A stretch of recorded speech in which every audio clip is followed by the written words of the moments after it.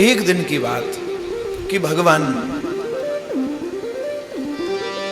द्वारिकापुरी में अपनी 12 द्वारी में लेटे हुए थे। रात्रि का समय 12 द्वारी में ठाकुर जी लेटे हुए हैं।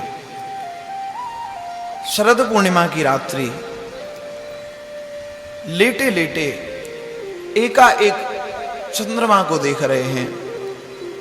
चंद्रमा को देखते देखते चंद्रमा के अंदर उन्हें अपनी राधा रानी का दर्शन होने लगा और बार बार उन्हें अब ब्रज की याद आने लगी कि ये वही शरद पूर्णिमा की रात्रि है।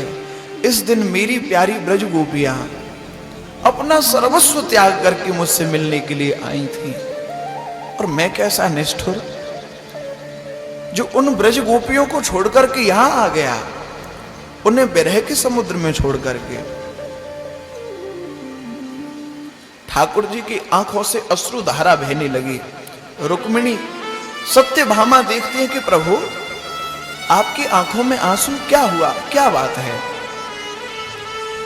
ठाकुर जी बोले, रुक्मिणी आज मुझे बार बार ब्रज की याद आ रही है। आज के ही दिन ब्रज गोपियों के साथ में मैंने महारास लीला की थी। मेरे प्यारे ब्रजवासी सुबल तूस भोज श्री दामा मधुमंगल, उनका अपना तो कोई सुख था ही नहीं। मेरे ही सुख में सुखी होते थे, मेरे ही दुख में दुखी होते थे। आज मुझे उनकी बहुत याद आ रही है। मेरे बिना वे कैसे जीवन धारण करते होंगे? रुक्मिणी जी कहती हैं कि प्रभु आपकी ब्रज की लीलाओं में हमने तो आपके जीवन में कष्ट ही कष्ट देखा है। ऐसा कौन सा सुख आपको वहां प्राप्त हुआ ब्रज में? प्रभु हमने सुना है कि गोपियां आपको छाछ के लिए नचाती थी। आप जिनको वात्सल्यमयी मैया कहते हैं, उन्होंने आपको बांध दिया था उखल से। प्रभु देखिए तो सही, वहां आपके माता पिता थे, यहां भी तो आपके माता पिता हैं। फिर ऐसा कौन सा सुख है जो आपको यहां द्वारिकापुरी में नहीं मिल रहा? ठाकुर जी बोले, रुक्मिणी रुक्मिणी मोहि ब्रज बिसरत नाही। रुक्मिणी मोहि ब्रज बिसरत नाही। वह क्रीड़ा वह खेल यमुना तट। वह क्रीड़ा वह खेल यमुना तट। विमल कदम की छाही। रुक्मिणी मोहि ब्रज बिसरत नाही। रुक्मिणी मोहि ब्रज बिसरत नाही। गोप बधू की भुजा कंध धरी। गोप बधू की भुजा कंध धरी। विहरत कुंजन माही। रुक्मिणी विहरत कुंजन माही। अमित विनोद कहाँ लो बरनो। अमित विनोद कहाँ लो बरनो। मोमुख बरनी न जाही। रुक्मिणी मोहि ब्रज बिसरत नाही। रुक्मिणी मोहि ब्रज बिसरत नाही।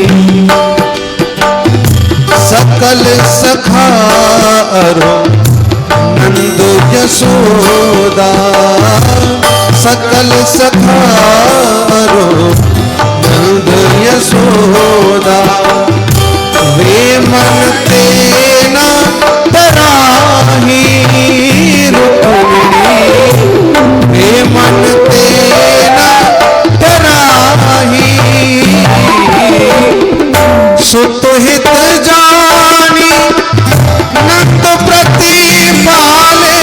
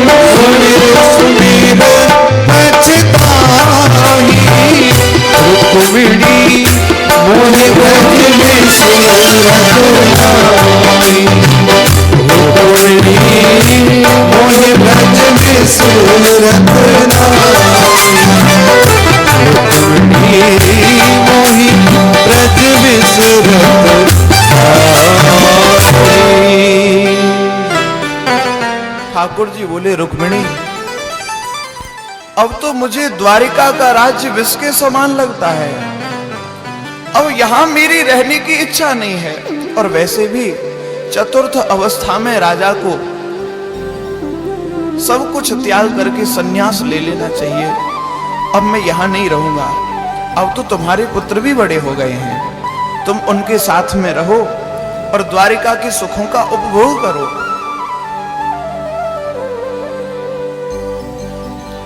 रुक्मिणी, अब मैं ब्रजवासियों की चरण रज का सेवन करना चाहता हूं, अब मैं ब्रजवासियों की चरण धूल को अपने शीश पर रखूंगा, मैं यहां द्वारिका में नहीं रहूंगा।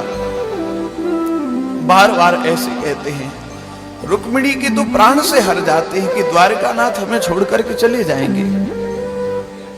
ऐसी चर्चा करते करते पूरी रात्रि निकल गई। भगवान पूरी रात्रि करवट बदलते रहे, उनको नींद नहीं आई। आंखें उनकी लाल लाल हो गई, सूज गई आंखें, पूरी रात्रि जागते जागते। प्रातः काल जब हुआ, अपनी सभा को भगवान ने बुलाया और सभा के बीच में उद्धव, अक्रूर आदि सबको बुला करके कहा कि अब मैं यहां द्वारिकापुरी में नहीं रहना चाहता, अब मैं ब्रज के लिए जाना चाहता हूं, ब्रज के लिए जाऊंगा। ये सुनकर तो द्वारिका वासियों के प्राण से हर गए कि द्वारिकानाथ हमें छोड़ करके चले जाएंगे। परंतु उद्धव और अक्रूर कहते हैं कि प्रभु आपको कहीं जाने की आवश्यकता नहीं। देखो, ये द्वारिका का गणराज्य आपके द्वारा ही तो स्थापित किया गया है। आप विचार करके तो देखिए, आप यहां से चले जाएंगे तो क्या होगा? जो अन्य राजा हैं हमारे ऊपर आक्रमण कर देंगे और आपको अभी बहुत दुष्टों का विनाश करना है। परित्राणाय साधूनाम विनाशाय च दुष्कृताम धर्म संस्थापनार्थाय संभवामि युगे युगे। आपके मुख का वाक्य है, आपको पृथ्वी का भार दूर करना है। हमारा तो निवेदन यह है कि प्रभु एक सुंदर उपाय है। सूर्य ग्रहण के अवसर पर कुरुक्षेत्र में लाखों करोड़ों लोग स्नान करने के लिए आते हैं। आप भी ब्रजवासियों को वहां बुलाइए, एक दूत को भेज दीजिए और जब तक आपकी इच्छा हो तब तक आप कुरुक्षेत्र में निवास करें और ब्रजवासियों के दर्शन का सौभाग्य हमको भी प्राप्त होगा। ये बात ठाकुर जी को अच्छी लगी। उन्होंने अक्रूर जी को ब्रज में भेजा और कहा कि मेरे मैया बाबा और ब्रजवासी सबको निमंत्रण दे करके आओ। अक्रूर जी ब्रज में पहुंचे। ब्रज में जाकर के मैया से मिले। मैया से कहा कि आपके लाला ने आपको मथुरा, आपको कुरुक्षेत्र में बुलाया है। ये सुनकर तो उन बूढ़ी आंखों में अपने कृष्ण के दर्शन के लिए आंसू आ गए कि मेरे लाला ने मुझको बुलाया है, मैं अपने लाला से अवश्य मिलने के लिए जाऊंगी, मैं अपने लाला से अवश्य मिलूंगी। बाबा को बुलाया, अरे मेहर देखो मेरो लाला मुझको कितनी याद करे, मुझे कितना प्रेम करे, मैं अपनी लाला से जरूर मिलूंगी। बाबा जो हैं, बाबा कह रहे हैं देखो मेहर, कृष्ण अब हमारो लाला नहीं, वो तो द्वारिका को सम्राट है, अब गैया चरावे वारो ग्वारिया नहीं है। देखो अब तुम कृष्ण को अपनो लाला मत समझो। जा प्रकार कोयल के बालकन को कौआ काग पाल पोस के बड़ो करे और जब उनके पर निकल आमे तो वे कोयलन में जाके मिल जाए हैं, ऐसे ही अब कृष्ण हमारो लाला नहीं है, तुम मां को भूल जाओ। यशोदा हम कहूं नहीं जाएंगे, हम यहां ब्रज में ही रहेंगे और ब्रज में रह के ही अपने प्राणन को त्याग देंगे। पर मैया बोली नहीं, मैं अवश्य जाऊंगी अपनी लाला से मिलने के लिए। मेरो लाला मेरी कितनी याद करके कैसे कैसे रोवे, और अगर मेरो लाला मुझको कुरुक्षेत्र में बुलाए रहे हो है तो मैं वाती कुरुक्षेत्र मिलवे जाऊंगी। कृष्ण मेरो लाला हत्यो, मेरो लाला है और मेरो लाला ही रहेगो। मेरो लाला मुझको कुरुक्षेत्र तो कहा, अगर यमलोक को बुलावेगो तो मैं अपने लाला से मिलवे के लिए जाऊंगी। नंद बाबा कह रहे कि ठीक है मेहर, सब ब्रजवासियों से कह दिया। सब ब्रजवासियों ने अपनी गाड़ियों को सजा लिया। राधा रानी के लिए वृषभान जी ने सुंदर रथ सजवाया। अष्ट सखियों के साथ में राधा रानी बैठ गई। हमारे ब्रज की परंपरा है, जब ब्रजवासी प्रसन्न होते हैं तब भी रसिया गाते हैं, और उदास होते हैं तब भी रसिया गाते हैं। और रसिया गाते हुए बैलगाड़ी में जा रहे हैं। वो दर्शन दीजो नंद दुलारे, बहुत दिनन ते नाहि निहारे। दर्शन दीजो नंद दुलारे, बहुत दिनन ते नाहि निहारे। वो दर्शन दीजो नंद दुलारे, बहुत दिनन ते नाहि निहारे। दर्शन दीजो नंद दुलारे, बहुत दिनन ते नाहि निहारे। भलो कियो घनश्याम भेज के, दूत हमें बुलवायो है। भलो कियो घनश्याम भेज के, दूत हमें बुलवायो है। महाराजा है केहूँ ना तो ग्वालन ते खूब निभायो है।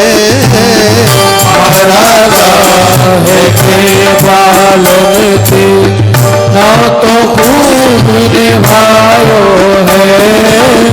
अब तो आशा यही कन्हैया, अब तो आशा यही कन्हैया, अब तो आशा यही कन्हैया। तू खेले संग हमारे भैया, खेले संग हमारे।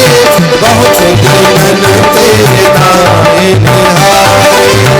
दर्शन दीजो नंद दुलारे, बहुत दिनन ते नाहि निहारे। दर्शन दीजो नंद दुलारे, बहुत दिनन ते नाहि निहारे।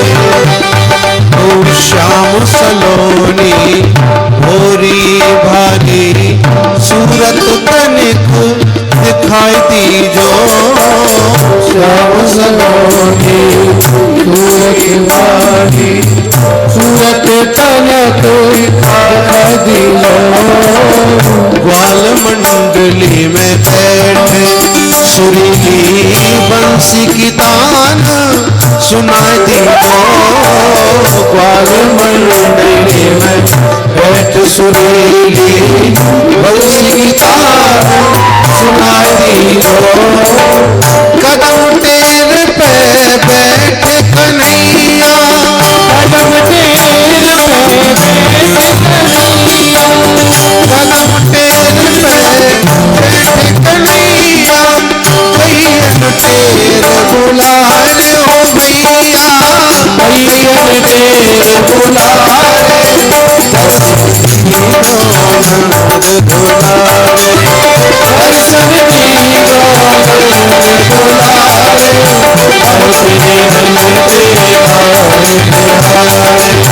दर्शन दीजो नंद दुलारे, बहुत दिनन ते नाहि निहारे।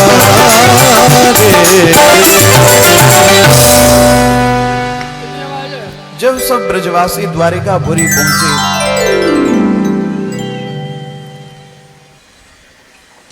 सब ब्रजवासी कुरुक्षेत्र में आए।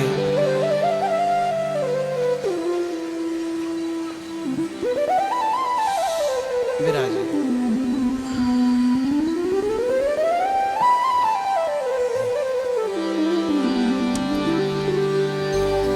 सब ब्रजवासी कुरुक्षेत्र पहुंचे। कुरुक्षेत्र में द्वारिका वासियों के शिविर पहले से लगे हुए हैं, परंतु ब्रजवासी अपने शिविर लगा रहे हैं। तभी किसी ने मैया से कह दिया कि मैया, ये जो सामने शिविर दिख रहे हैं ना, इन्हीं में से किसी शिविर में तुम्हारा कन्हैया है। मैया कहां रह सकती है कि मेरा कृष्ण इतने पास है।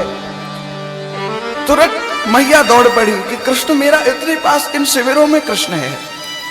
मैया दौड़ पड़ी है कन्हैया कन्हैया करते हुए, कन्हैया अरे लाला कनुआ कहाँ है। मैया सब एक एक करके सब शिविरों के चक्कर काट रही है। कनुआ कन्हैया कहती है, पर द्वारिका वासी जो है वे नहीं पहचान रहे हैं कि कनुआ कौन है कन्हैया कौन है।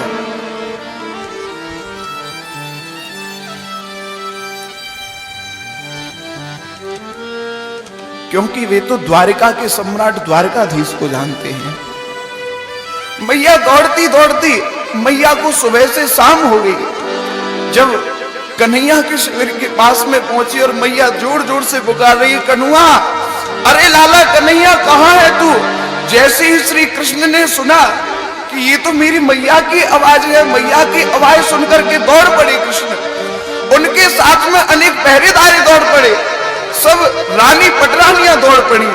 जैसे ही कन्हैया ने मैया को सामने से देखा कि मैया की साड़ी बिल्कुल फटी हुई है, जीर्ण शीर्ण साड़ी में है, मैया के अब पके हुए बाल हैं, आंखें अंदर की ओर धसी हुई हैं। ठाकुर जी ने दौड़ करके मैया के चरण पकड़ लिए। मैया ने कन्हैया को उठाया और उठा करके अपने हृदय से लगा लिया कि कन्हैया लाला तो ठीक है। कन्हैया कुछ ना बोल सके। सब देख रहे हैं कि ये बुढ़िया कौन है। रुक्मिणी जी ने पहचान लिया कि हो ना हो ये द्वारिका वाली, ये ब्रज वाली यशोदा मैया है।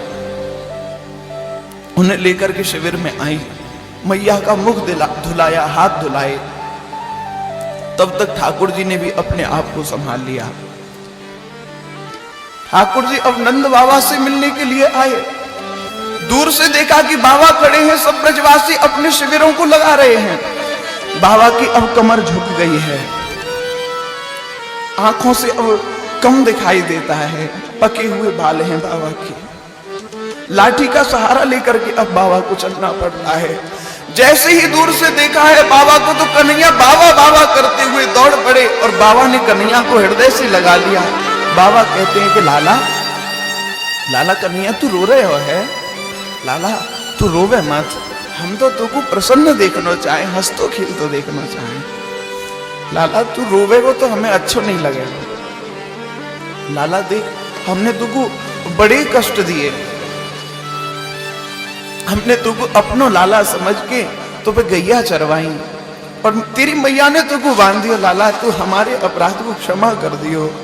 ये सुनकर तो कन्हैया दहाड़ मार करके रोने लगे कि बाबा आप ऐसे ना कहो, मन भावे सोई कहो, मैं तो पूत कपूत पर मात पिता नहीं लखत है निज सुत की करतूत।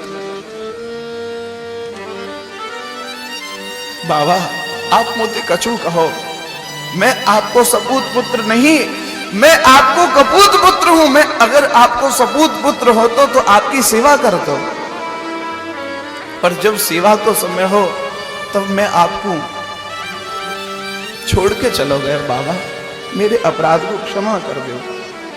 इतने में सब सखा आ गए, सुबल तोस गोल श्री दामा मधुमंगल। कहते हैं कृष्ण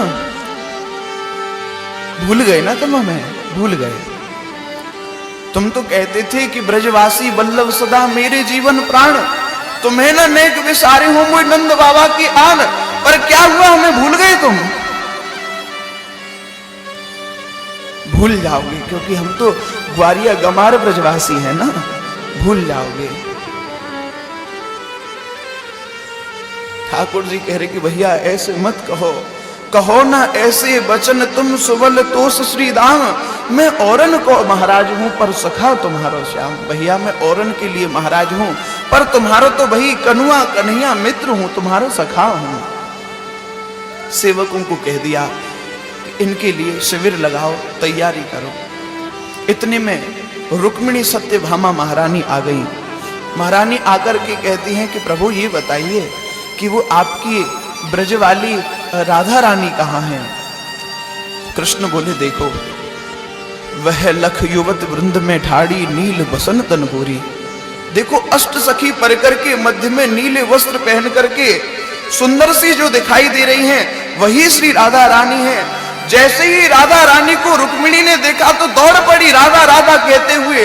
राधा रानी ने रुक्मिणी को देखा तो रुक्मिणी रुक्मिणी कहते हुए ने अपने हृदय से लगा दिया। सूरदास जी कहते हैं कि रुक्मिणी राधा ऐसी भेटी मानो बहुत दिना की बिछड़ू एक बाप की बेटी। ऐसा लगता है मानो एक बाप की दोनों बेटियां हैं। रुक्मिणी जी राधा रानी को लेकर के शिविर में आई। शिविर में आई तो शिविर में जैसे ही कृष्ण ने प्रवेश किया, कृष्ण को देख करके राधा रानी ने अपने हृदय से लगा लिया। और जब राधा कृष्ण मिले हैं तो ऐसा लगता है राधा माधव भेंट भई। राधा माधव माधव राधा कीट भृंगगत है जो गई। राधा कृष्ण कृष्ण कहते हुए कृष्ण बन गई, कृष्ण राधा राधा कहते हुए राधा बन गई। दोनों के अंदर का भेद समाप्त हो गया कि कौन राधा है कौन कृष्ण है। ये देख करके तो रुक्मिणी महारानी गल गई कि वास्तविक प्रेम ये है प्रेम में हम इनको क्या प्रेम दे सकती हैं। ऐसा अद्भुत प्रेम है। जैसा प्रेम श्री कृष्ण से ब्रजवासी कर सकती हैं ऐसा प्रेम कोई नहीं कर सकता। ब्रजवासियों ने जो त्याग किया है कृष्ण के लिए ऐसा त्याग कोई नहीं कर सकता। राधा और कृष्ण के प्रेम के अनेक उदाहरण हैं। एक उदाहरण मिलता है उसी समय का। राधा रानी के शिविर में रुक्मिणी जी गई। रुक्मिणी जी चरण सेवा कर रही हैं राधा रानी के। राधा रानी की चरण सेवा की और चरण सेवा करने के बाद में दूध लेकर के आई और दूध पिलाया राधा रानी को। राधा रानी ने वो दूध पी लिया। दूध पीने के बाद में राधा रानी को शयन करा दिया। उसके बाद में रुक्मिणी जी आई ठाकुर जी के शिविर में और शिविर में आकर के ठाकुर जी के चरण दबाने के लिए जैसे ही बैठी तो क्या देखा, ठाकुर जी के चरणों में बड़े बड़े फफोले पड़े हुए हैं। उन फफोलों को देख करके कहती कि प्रभु ये आपके चरणों में क्या हो गया? क्या आपको कहीं गर्म बालू में चलना पड़ गया या गर्म भूमि में चलना पड़ गया? क्या हुआ है? ठाकुर जी बोले देखो रुक्मिणी, ये सब तुम्हारी गलती से हुआ है। तुमने राधा रानी को गरम गरम दूध पिला दिया और श्री राधा रानी के हृदय में मेरे चरण निवास करते हैं। वो सीधे दूध मेरे चरणों पर गिरा और मेरे फफोले हो गए। ये है प्रेम। ब्रजवासियों का जो त्याग है, प्रेम है, उसका कोई दूसरा उदाहरण नहीं हो सकता। एक बार परीक्षा करने के लिए ठाकुर जी ने बहाना बनाया। ठाकुर जी को ज्वर हो गया, पीड़ा हो गई, पेट में दुखने लगा, लेट गए। ठाकुर जी दर्द से करहा रहे थे, कष्ट हो रहा था। वैद्यों ने आकर के देखा पर कोई समझ ना पाया कि क्या हुआ है। नारद जी आए। नारद जी समझ गए कि कोई लीला करना चाहते हैं। नारद जी ने कहा कि इनके पेट में जो पीड़ा हो रही है ना, इसका केवल एक ही उपचार है कि कोई इनका परम भक्त अपने चरण की रज घोल करके इनको पिला दे तो ये ठीक हो जाएंगे।